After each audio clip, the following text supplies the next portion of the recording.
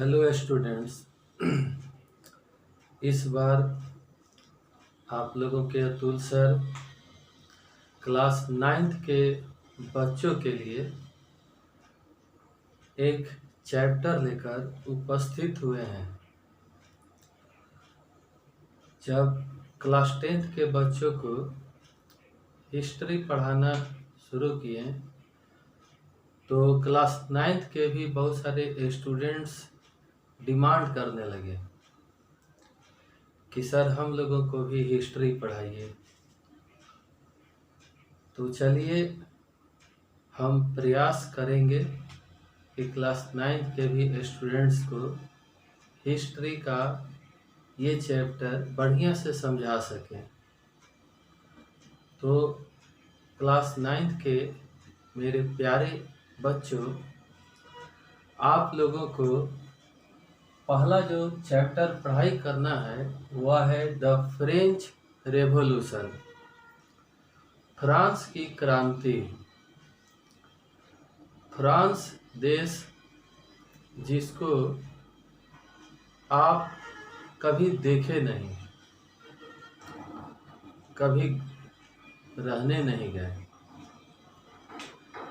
हमसे बहुत दूर यूरोप का यह एक देश है फ्रांस,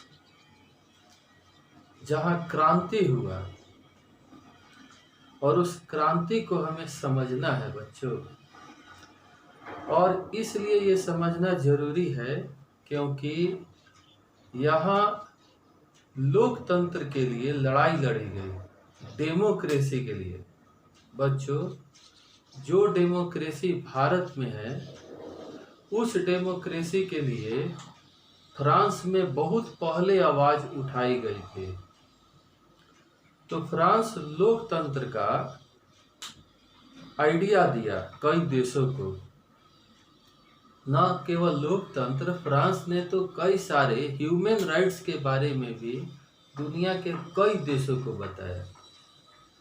तो अब ये जरूरी है कि हमें इन देशों के बारे में जानना चाहिए कि इस देश में लोग किस प्रकार क्रांति किए थे, जिससे कि हमको एक शिक्षा मिले, सबक मिले कि हमें भी लड़ना होगा, जरूरत पड़ेगी तो हमें भी ऐसी क्रांति करनी होगी जिससे कि हम अपने लोकतंत्र को बचा सकें। तो लोकतंत्र के लिए लड़ने वाला ये देश था जिसके बारे में हमें पढ़ाई करनी है, द फ्रेंच रेवोल्यूशन। तो इस वीडियो में मैं एक इंट्रोडक्शन के साथ इस चैप्टर को समझाने का प्रयास करूंगा। तो इस चैप्टर में यह एक इंट्रोडक्टरी चैप्टर है बच्चों, और इसे आपको ध्यान से सुनना होगा। ये अगर वीडियो आप ध्यान से सुनेंगे तो इससे आगे की पढ़ाई आसान हो जाएगी। तो आइए हम लोग शुरू करते हैं। द फ्रेंच रेवोल्यूशन के ये कुछ इम्पोर्टेंट टॉपिक्स हमने लिखे हैं। ये टॉपिक्स बुक में नहीं है, बुक में मत ढूंढिएगा, ये आपके अतुल सर का क्रिएशन है। आपके अतुल सर क्रिएट किए हैं जिससे कि आपको इस किताब का जो इंट्रोडक्शन है वो बढ़िया से समझ में आ जाए। तो आपकी किताब में सबसे पहले इस घटना का जिक्र किया गया है, द फ्रेंच रेवोल्यूशन। और ये जो है 14 जुलाई 1789 को स्टार्ट हुआ था। 14 जुलाई 1789 को the French revolution was started. France की क्रांति स्टार्ट हुई थी, ऐसा इतिहासकार मानते हैं। और यह वो डेट था जिस दिन सुबह सुबह पेरिस शहर में, पेरिस, यू नो पेरिस कौन शहर है? पेरिस फ्रांस की राजधानी है। तो पेरिस शहर में फ्रांस की क्रांति शुरू हुई। तो उस दिन क्या हुआ ये जानना है आपको। कि 14 जुलाई 1789 को क्या हुआ था, यही जानना है। तो 14 जुलाई 1789 को पेरिस शहर में लोग जो थे, फ्रांस के जो लोग थे वो इकट्ठा होने लगे, सड़कों पर आने लगे, गलियों में आने लगे। और फ्रांस का जो राजा था वो डर गया, क्योंकि चारों तरफ आतंक का माहौल बना हुआ था, आतंक का माहौल, और राजा डरा हुआ था। अब उस समय राजा जो था उसका नाम था लुई 16, जिसके शासन काल में फ्रांस में क्रांति हुई थी। उस राजा का नाम था लुई 16।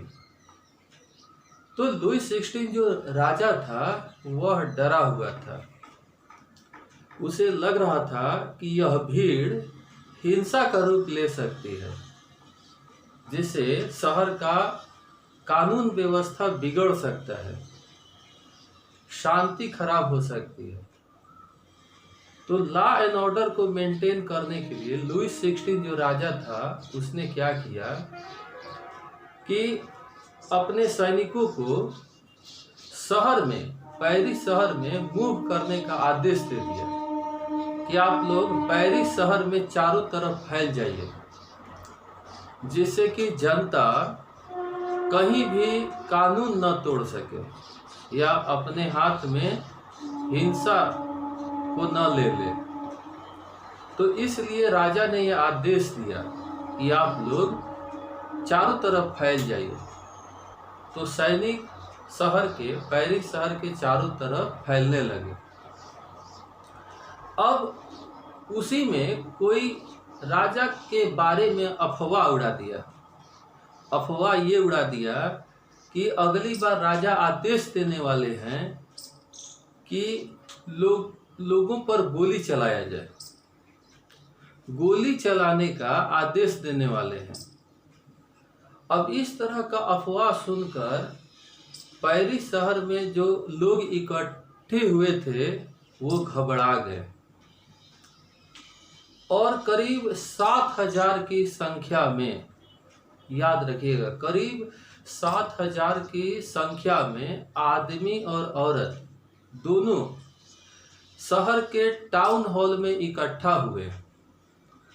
और वहां इकट्ठा होकर उन लोगों ने फैसला लिया कि हम लोग एक मिलिट्री बनाएंगे।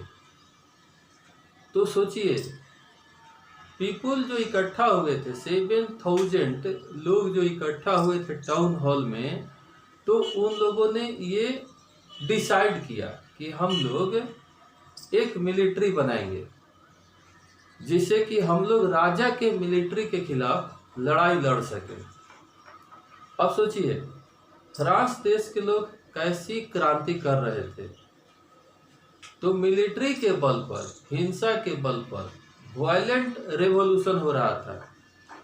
हमारे देश में गांधी जी जो आंदोलन किए थे वो अहिंसात्मक आंदोलन था, लेकिन फ्रांस देश में जो आंदोलन लोग स्टार्ट किए थे वह एक हिंसात्मक आंदोलन था, और उन्हें इसी आंदोलन पर भरोसा था।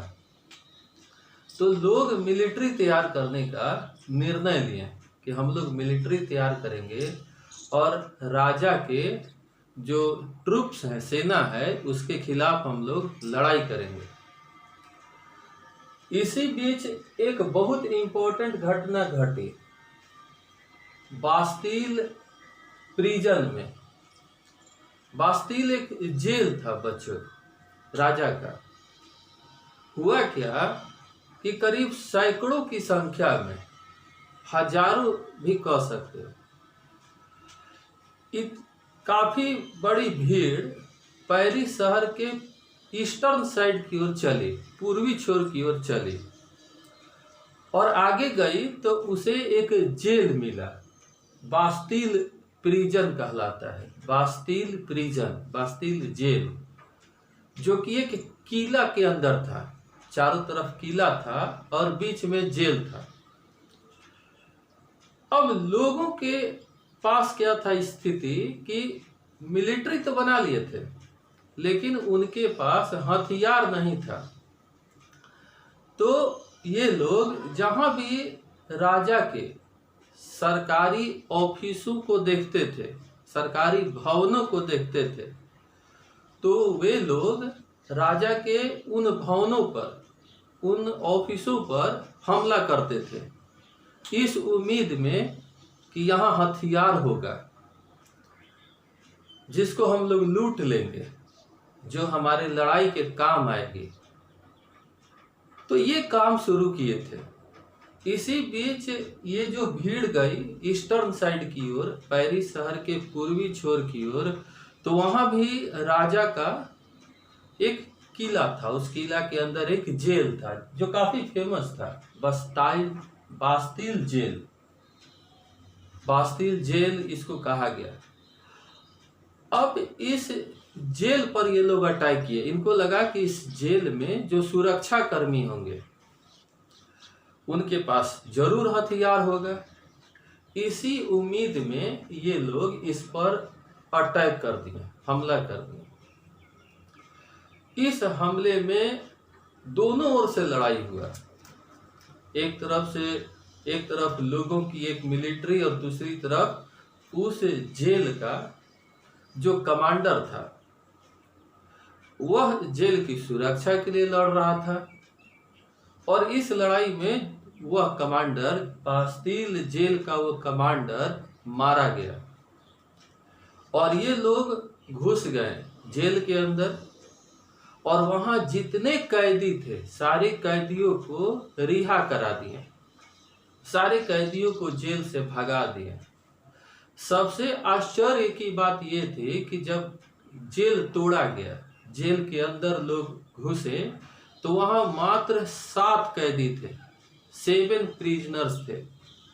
तो इन्हें आश्चर्य हुआ लोगों को, इतना बड़ा जेल और इतनी मेहनत के बाद, इतनी लड़ाई के बाद यहाँ हम लोग आए और इतने कम कैदी। तो आश्चर्य हुआ। फिर भी लोग अपने देश के राजा से बहुत नफरत करते थे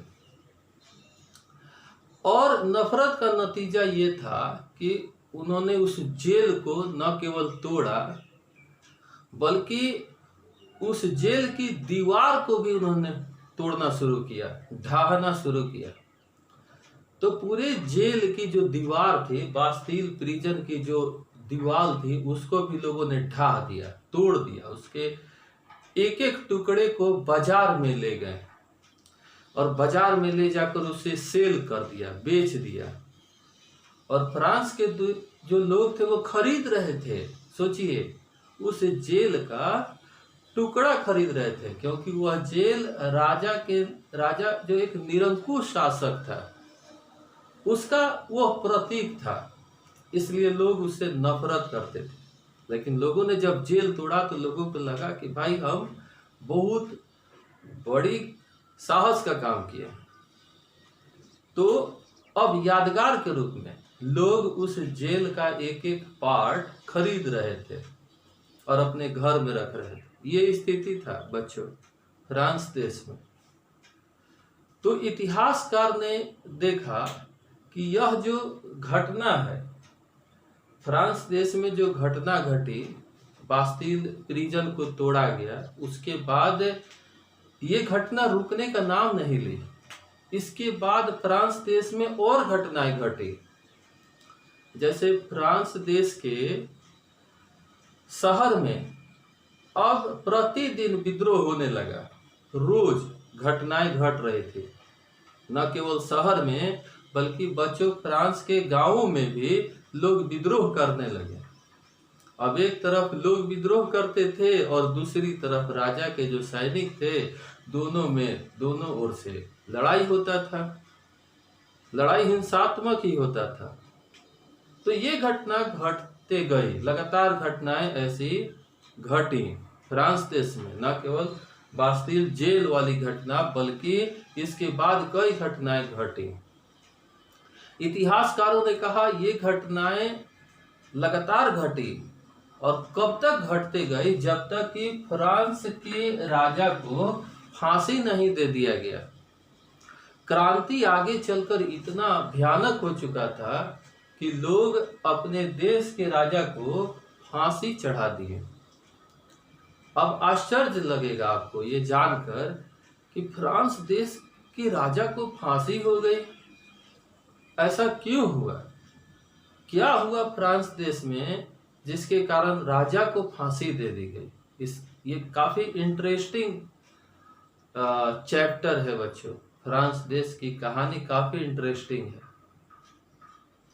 तो अब हमको इसके बाद अब चैप्टर स्टार्ट होगा कि अब हमको पढ़ाई करनी है कि फ्रांस देश के राजा को क्यों फांसी दे दी गई। इसके आगे की पढ़ाई हमको करनी है, जिसको हम विस्तार पूर्वक आपको अगले वीडियो में बताएंगे। लेकिन उससे पहले एक इम्पोर्टेंट चीज हम बताना चाहते हैं, ये जान जाइए, जिससे कि हमको आगे की कहानी आपको सुनाने में सुविधा मिलेगा और आपको समझने में भी आराम मिलेगा। तो ये चौथा टॉपिक है फ्रेंच सोसाइटी। फ्रांस का सोसाइटी समझना है। समाज को समझिए। ये कब का समाज है? जब क्रांति नहीं हुआ था। फ्रांस में जब क्रांति हुआ 14 जुलाई 1789 को, उससे पहले का ये सोसाइटी है, यानी फ्रेंच सोसाइटी बिफोर 1789। क्लियर? तो उससे पहले के सोसाइटी के बारे में हमें जानना है। तो सोसाइटी क्या था फ्रांस का? हैसियत के अनुसार, समाज में रहने वाले जो लोग थे उनके हैसियत के अनुसार, जिसका जैसा हैसियत था, ये 3 स्टेट में बटा हुआ था पूरा फ्रांस। कैसे हम लोगों के देश में समाज बटा हुआ है कि भाई ये रिच लोग हैं, ये धनी लोगों का समाज है, फिर एक नीचे हम लोग कहते हैं गरीब लोग हैं, फिर एक कहते हैं मध्यम वर्गीय लोग, मिडिल क्लास हैं। हम लोग अपने देश में समाज को बांट देते हैं पैसा के आधार पर। जिसके पास बहुत पैसा है उसको धनी वर्ग मान लेते हैं, गरीब वर्ग मान लेते हैं, एक मध्यम वर्ग मान लेते हैं। तो ठीक इसी प्रकार से बच्चों फ्रांस का जो समाज था वह 3 स्टेट में बटा हुआ था। पहले स्टेट में आते थे क्लर्जी। क्लर्जी उस ग्रुप को कहा गया जो ग्रुप चर्च से संबंधित था, यानी चर्च को देखने वाला, कहिए चर्च में पूजा कराने वाला, फादर, प्रीस्ट।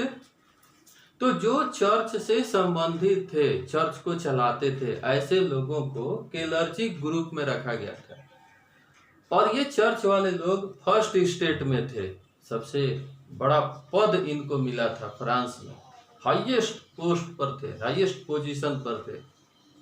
और उनके नीचे सेकंड स्टेट आते थे, सेकंड स्टेट जिसमें नोबिलिटी लोग आए। सेकंड स्टेट में नोबिलिटी माने नोबल लोग, कुलीन वर्ग के लोग, जिसमें राजा जैसे लोग, राजा के परिवार के लोग, शासन करने वाले लोग, रॉयल फैमिलीज के लोग जो रूल करते थे, वह नोबिलिटी ग्रुप में आए। तो नोबिलिटी ग्रुप सेकंड स्टेट कहा गया। और उसके बाद थर्ड स्टेट में फिर 3 कैटेगरी था थर्ड स्टेट में भी, जिसमें जो पैसे वाले थे। थर्ड स्टेट में भी देखिए रिच लोग थे, पैसे वाले थे, जिसमें बिग बिजनेसमैन, बड़े बड़े व्यवसायी लोग।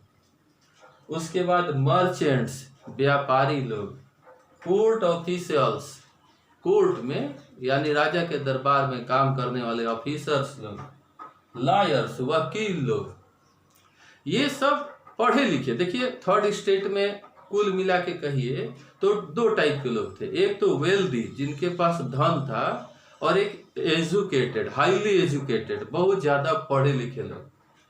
तो एजुकेटेड और वेल्दी लोग ये एक तरह से थर्ड स्टेट में थे। और थर्ड स्टेट के फर्स्ट पायदान पर थे, फर्स्ट लेवल पर थे। इनसे नीचे सेकेंड लेवल पर पीजेंट्स आते थे। पीजेंट्स इनसे थोड़ा सा गरीब है ना, ये तो धनिक है, अब ये थोड़ा गरीब हो जाएंगे। मतलब पैसा कमाएंगे। पीजेंट्स हैं, किसान हैं, पैसा कमाएंगे। आर्टिजन्स हैं, कारीगर हैं, वस्तुओं का निर्माण करने वाले लोग आर्टिजन्स कहलाते हैं।